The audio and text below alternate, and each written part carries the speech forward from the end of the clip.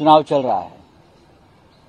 राहुल गांधी, प्रियंका गांधी 5 राज्यों में चुनाव प्रचार में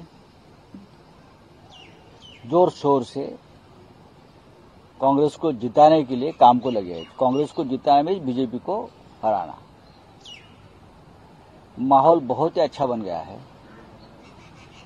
प्रधानमंत्री मोदी, गृह मंत्री अमित शाह जी सब लगे हुए हैं पूरी सरकार को लेकर। पूरा सरकार उतार दिया है।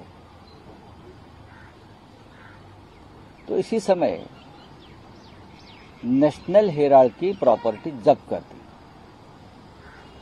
नेशनल हेराल्ड एक अखबार है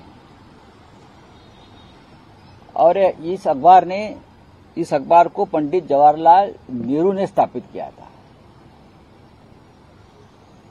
यह अखबार का योगदान रहा है भारत के स्वतंत्रता संग्राम में और देश के पहले प्रधानमंत्री नेहरू जी हो, उनका परिवार हो, कांग्रेस के सभी नेता हो, सभी उस अखबार से जुड़े हुए थे। महात्मा गांधी की अब ईडी हो या और कोई हो, प्रॉपर्टी जब्त कर ली है। कुछ केस होगा, हो सकता है। बीजेपी में भी ऐसे बहुत से है केसेस, लेकिन उनकी प्रॉपर्टी जब्त नहीं होगी। अब इकबाल मिर्ची की प्रॉपर्टी खुली की जाएगी। हमारे भी प्रॉपर्टी जब्त कर दी है। जिस घर में मैं रहता हूं वो प्रॉपर्टी भी जब्त है। जो हमारे विरोधी है, जो हमारे खिलाफ प्रचार कर रहे हैं चुनाव में, वो सभी को इस प्रकार से आप परेशान करेंगे। लेकिन जो आपके वॉशिंग मशीन में आ जाएंगे, उनकी प्रॉपर्टी छूट जाएगी।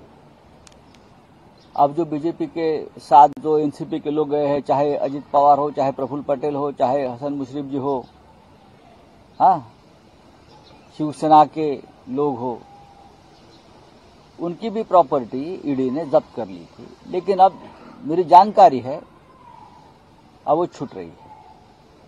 हमारी नहीं छूटेगी, हमारे बच्चों की प्रॉपर्टी नहीं छूटेगी, अनिल देशमुख जी की प्रॉपर्टी नहीं छूटेगी, लेकिन जो बीजेपी के साथ है उनकी प्रॉपर्टी छूटेगी। अब ये नेशनल हेराल्ड का जो मामला है, ये राजनीतिक मामला है, पॉलिटिकल मामला है। आप हम सबको दबाना चाहते हो, हमारे आवाज दबाना चाहते हो, लेकिन इतना आसान नहीं है। ये लड़ाई देश के लिए चल रही है, देश के लोकतंत्र के लिए चल रही है और ये चलती रहेगी। चाहे आप हमें गिरफ्तार कर लीजिए, चाहे हमारी घर, जमीन, जो भी थोड़ी बहुत प्रॉपर्टीज है वो जब्त कर लीजिए। ब्रिटिश काल में यही होता था, उस वक्त भी यही होता था। ईस्ट इंडिया कंपनी थी, अब वेस्ट इंडिया कंपनी है। चलने दो, देख लेंगे। बोलिए।